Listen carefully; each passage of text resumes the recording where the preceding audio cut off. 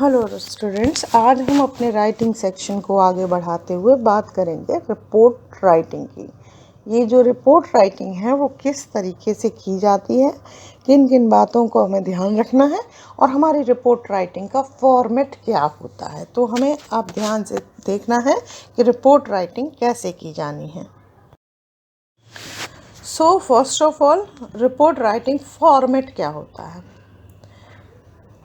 Here are the main sections of the standard report writing format. Number one is title section. This includes the name of the author and the date of report preparation. Report writing का format जानने के लिए हमें जानना होगा कि किस प्रकार से एक स्टैंडर्ड रिपोर्ट राइटिंग की जाती है, क्या तरीका है, किस क्रम में हमें लिखना शुरू करना है और कैसे लिखना है। तो सबसे पहले हमें टाइटल सेक्शन नंबर 1 पे जो पॉइंट आता है that is title section. Title सबसे पहले हमें लिखना है कि क्या नाम है,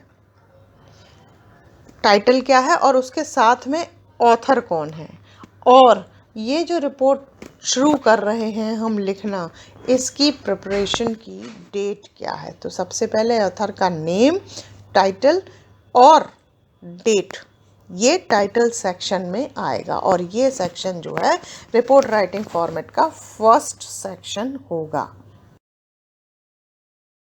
अब बात करते हैं समरी की।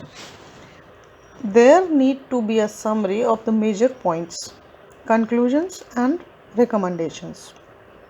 It need to be short as it is a general overview of the report. Some people will read this summary and only skim the report. So make sure you include all the relevant information. It would be best to write this last so you will include everything, even the points that might be added at the last minute.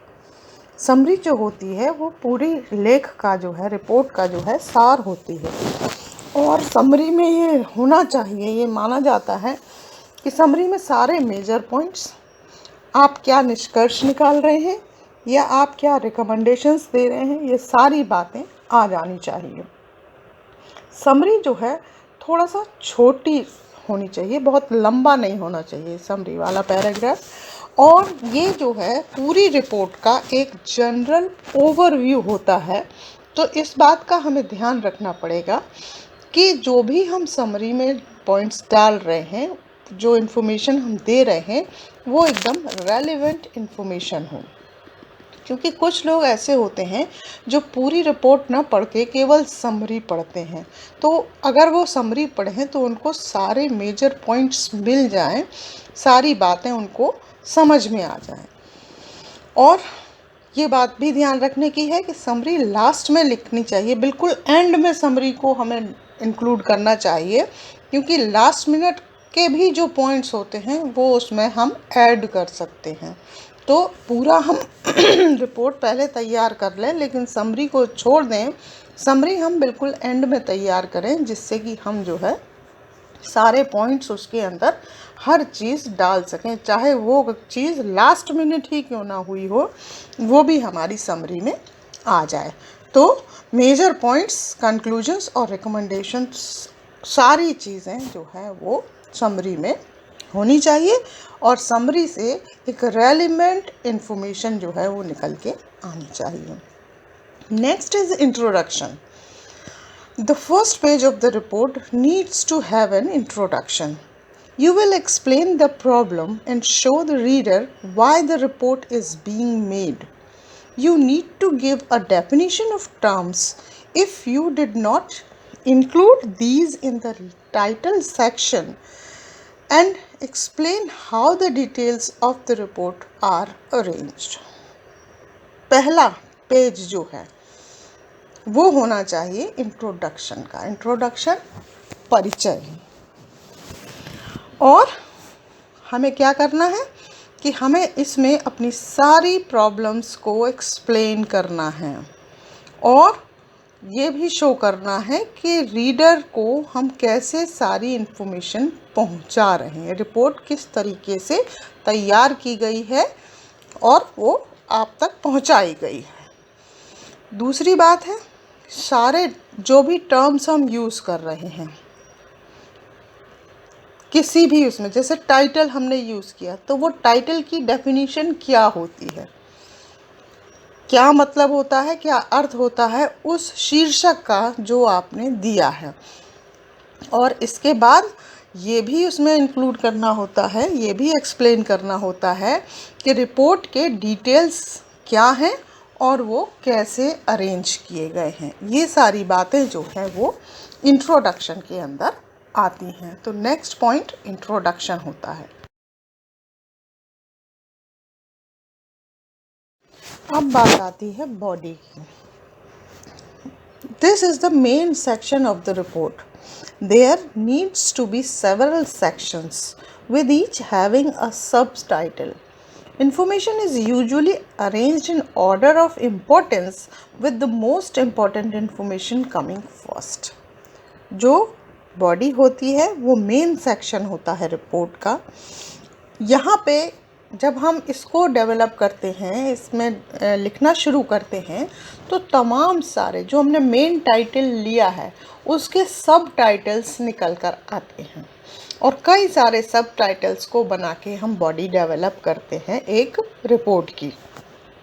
जो हमारी information है वो हमेशा हम इस तरीके से arrange करेंगे कि बहुत ज़्यादा इम्पोर्टेंट इन्फॉर्मेशन नंबर 1 पे और उससे कम इम्पोर्टेंस नंबर 2 पे, इस तरीके से इम्पोर्टेंस जो है वो इस ऑर्डर में अरेंज की जाएगी कि जो मोस्ट इम्पॉर्टेंट इन्फॉर्मेशन है वो सबसे पहले आ जाए और फिर उससे कमतर इम्पोर्टेंस जिन इश्यूज़ की है वो उसके बाद में लगातार आए।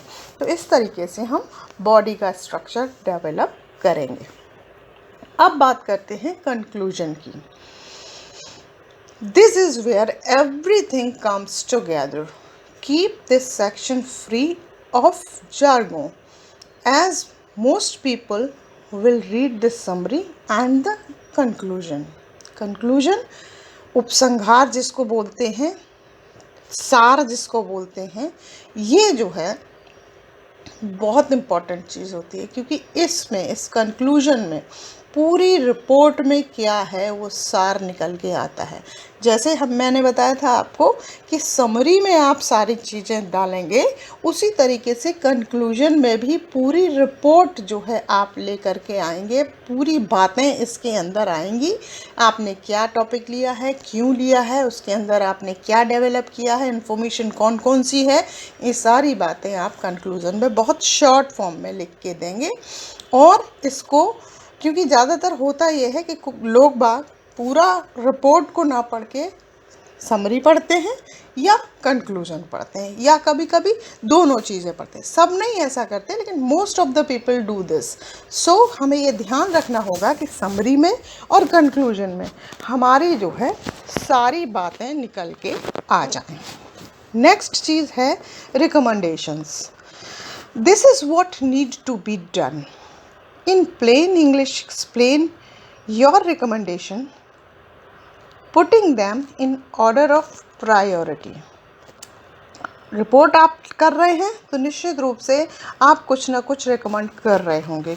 जो लिखने जा रहे हैं उसमें कुछ ना कुछ आप ऐसी बात बताने जा रहे होंगे जो आप एक्सपेक्ट करते हैं कि लोगों को करनी चाहिए। आपका क्या नज़रिया है वो आप पेश कर रहे हैं। तो यहाँ पे ये ध्यान रखना है कि जो भी रिकमेंडेशंस हम कर रहे हैं उसको हम इंग्लिश में लिखें, लेकिन इंग्लिश बहुत लेंदी ना हो, प्लेन इंग्लिश में उसको आप एलैबोरेट करके बताएं लोगों को और एक्सप्लेन करें कि आप क्या रिकमेंडेशंस आपकी हैं। और जो भी रिकमेंडेशंस आपकी हैं उनको भी आप, जैसे मैंने बॉडी में बताया था, इन्फॉर्मेशन जो इम्पोर्टेंट सबसे ज़्यादा है उसको पहले लाएंगे, फिर उससे कम, फिर उससे कम, इस सीक्वेंस में आप इंफॉर्मेशन डालेंगे। ठीक उसी तरीके से रिकमेंडेशंस भी जो आप कर रहे हैं वो भी इसी तरीके से आप करेंगे। जो मोस्ट इम्पॉर्टेंट है, प्रायोरिटी आपकी फर्स्ट प्रायोरिटी पे ये है, सेकंड प्रायोरिटी पे ये है, थर्ड प्रायोरिटी पे ये है, लास्ट प्रायोरिटी पे ये है। तो जो भी रिकमेंडेशंस हैं उनको साधारण अंग्रेज़ी में, साधारण इंग्लिश में एक्सप्लेन करें अपनी सारी रिकमेंडेशंस को और इनको प्रायोरिटी बेसिस पे जो है रखना शुरू करें। अब बात आती है अपेंडिक्स की। This includes information that the experts in the field will read. It has all technical details that support your conclusion. Appendix जो होते हैं वो सारी इंफॉर्मेशन जो आपने दी है उसको एक्सपर्ट देखते हैं, निश्चित रूप से एक्सपर्ट पढ़ेंगे और इसमें जो है वो सारी डिटेल होगी टेक्निकल सपोर्ट की। जो आपने कंक्लूज़न निकाला है उसको पूरी तरह से आपको प्रमाणित करते हुए पेश करना होगा, क्योंकि ये जो पार्ट होता है वो निश्चित रूप से एक्सपर्ट्स के लिए है। Remember that the information needs to be organised logically with the most important information coming first. निश्चित रूप से इस बात का ध्यान रखना इन सारी चीज़ों में। ये जो स्पेशली एम्फसाइज किया है 2 लाइंस को, वो इसीलिए मैंने किया है कि इस बात का आपको ध्यान रखना है कि जो भी और इंफॉर्मेशन आप दे रहे हैं वो लॉजिकली ऑर्गेनाइज्ड होनी चाहिए। उसी तरीके से जो मोस्ट इम्पॉर्टेंट इंफॉर्मेशन है वो सबसे पहले आनी चाहिए, फिर जिस हिसाब से इंफॉर्मेशन की इम्पोर्टेंस है उस हिसाब से उसी क्रम में एक के बाद एक सारी बातें पेश की जानी। Now we will discuss pointers to score high in report writing. कौन सी बातें हमें ध्यान रखनी है जिससे हमें रिपोर्ट राइटिंग में बहुत अच्छे नंबर प्राप्त हों। तो सबसे पहले जो हमें ध्यान रखने वाली है वो है नेम्स एंड प्रोनाउंस को यूज़ करना। आई, ही, हर, ये जो प्रोनाउंस हैं वो when you write about yourself and others at the scene, avoid outdated expressions like this officer and the above mentioned person or official one. जब भी हम report करने जा रहे हैं तो सीधी सीधी अगर मेरे बारे में बात है मैं लिखूं आई, उसके बारे में ही, हर, इन वर्ड्स को यूज़ करें, इन प्रोनाउंस को यूज़ करें। अब जो पहले लोग बाग यूज़ करते थे this officer, the above mentioned person, official one, ये सारे वर्ड्स अब एक्सप्रेशंस जो है वो अब आउटडेटेड हो गए हैं।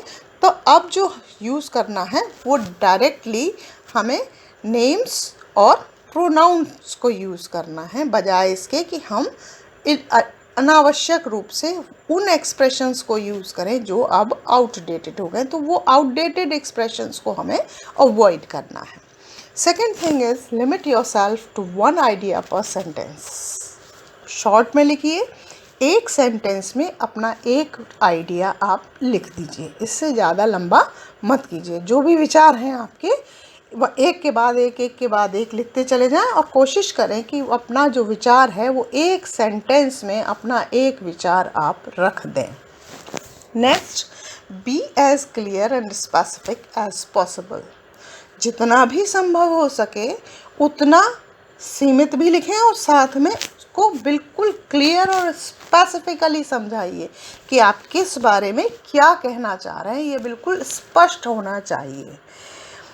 Use simple language since it's easier and to understand and write than in as much as.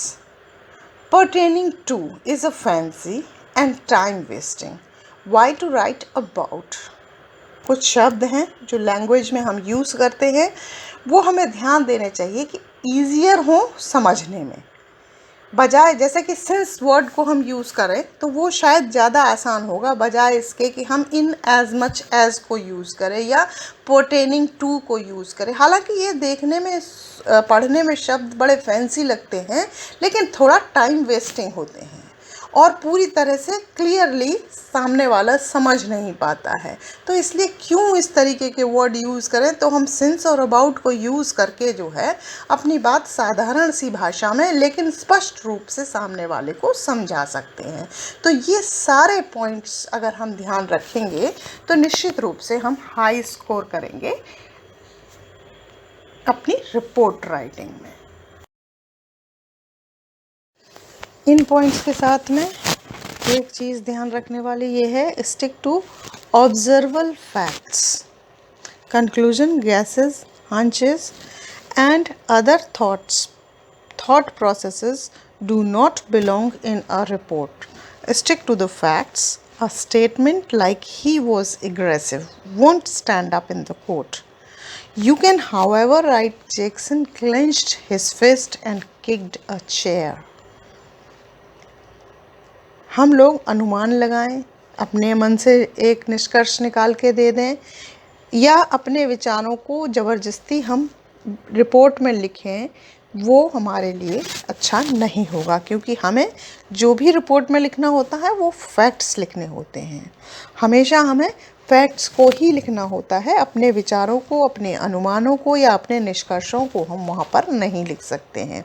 मान लीजिए कि एक स्टेटमेंट हमने लिख दिया अपनी रिपोर्ट राइटिंग में कि ही वॉज एग्रेसिव, बड़ा गुस्से वाला है। अगर इसको हम कोर्ट में इस रिपोर्ट को पेश करेंगे तो हमें वापस मिल जाएगी, यह कहीं पे भी स्टैंड नहीं करेगी, इसका कोई मतलब नहीं है। बल्कि अगर हम ये लिखेंगे कि Jackson clenched his fist and kicked a chair, aggression ही है ये कि उसने अपनी मुट्ठी भींच के किक मारा चेयर पे ज़ोर से, तो aggression shows, it shows aggression. लेकिन अगर हम केवल ये लिख दें कि एग्रेसिव, ही वॉज एग्रेसिव, ये स्टैंड अप नहीं होगा, ये स्टैंड नहीं करेगा। बल्कि अगर हम ये लिखेंगे कि Jackson clenched his फिस्ट्स and kicked a chair, तो ये बात ज़्यादा ऑब्जर्वेबल फैक्ट के रूप में सामने आएगी। तो हमें जो भी फैक्ट्स पेश करने हैं वो ऑब्जर्व किए हुए फैक्ट्स को लिखना है, ना कि गैसेस को या अपने थॉट प्रोसेस को। Right in paragraph. Organizing information in groups has two important benefits. Your report is more logical and it is easier to read and understand later on. जो भी लिखना है एक पैराग्राफ में लिखना हो, और हम जो भी इंफॉर्मेशन ऑर्गेनाइज कर रहे हैं उनको ग्रुप्स में डिवाइड कर दें और पैराग्राफ वाइज जो है इम्पोर्टेंट से कम इम्पोर्टेंट की तरफ हम लिखना शुरू करें। और दूसरी चीज़ हमें यहाँ ध्यान देनी होगी कि जो कुछ भी हम लिखें, जो कुछ भी बात हम रिपोर्ट कर रहे हैं वो लॉजिकल होनी चाहिए और इस तरह से अरेंज होनी चाहिए कि समझने वाला, पढ़ने वाला उसको आसानी से समझ सके। भले ही तुरंत पढ़े, चाहे वो सालों बाद उस रिपोर्ट को पढ़ा जाए, लेकिन वो बिल्कुल क्लियरली इस बात समझ में आ जाए। इस तरीके से हमें ऑर्गेनाइज करनी चाहिए इन्फॉर्मेशन को। Next, use active voice. हमेशा जो भी हम रिपोर्ट राइटिंग करें वो एक्टिव वॉइस में लिखें। नॉर्मल जो हमारी इंग्लिश होती है, नॉर्मल एक्टिव वॉइस में हम रिपोर्ट राइटिंग करें। नेक्स्ट है use bullet style. Bullet style actually it expresses the clear benefit, और दूसरी चीज़ ये टाइम सेविंग होता है। स्ट्रेट फॉरवर्ड पॉइंट्स पे आइए, बात साधारण तरीके से सीधी सीधी समझाइए और फैक्चुअल बेसिस पे समझाइए, ये नहीं कि कोई अपने गैसेस लगाएं। तो ये स्टाइल ऑफ राइटिंग जो होता है वो बुलेट स्टाइल कहलाता है कि आप सिंपल सी बात में बिल्कुल सीधे सीधे आप अपनी बात कहें और ये समझाएं कि क्या क्लियर बेनिफिट है, एक्सप्रेस करता है क्लियर बेनिफिट्स को। और दूसरी चीज़ जो ये राइटिंग होती है, ये वे ऑफ राइटिंग जो होता है वो टाइम सेविंग भी होता है। तो बुलेट स्टाइल को भी हमें रिपोर्ट राइटिंग में करना चाहिए। रिपोर्ट राइटिंग में गुड मार्क्स को प्राप्त कर पाएंगे। तो रिपोर्ट राइटिंग का फॉर्मेट हमें ध्यान रखना है। फॉर्मेट में हमें सबसे पहले टाइटल को मेंशन करना है, टाइटल के बाद फिर सबसे पहले टाइटल, फिर summary, then body, then conclusion, then recommendations, और उसके बाद फिर जो है हमें ध्यान रखना है कि कौन सा स्टाइल हम अपनाएंगे। और जो मुख्य रूप से विशेष बात, दो बातें हैं, फैक्ट्स पर आधारित होनी चाहिए रिपोर्ट, कोई अनुमान नहीं होना चाहिए, और दूसरी बात लैंग्वेज सिंपल सादा होनी चाहिए ताकि स्ट्रेट फॉरवर्ड बात सीधे सीधे समझ में आए और बिल्कुल क्लियरली जो भी रिपोर्ट है वो सामने वाले की समझ में आ जाए। तो इस तरीके से आपकी रिपोर्ट राइटिंग आपको करनी होती है। Thank you.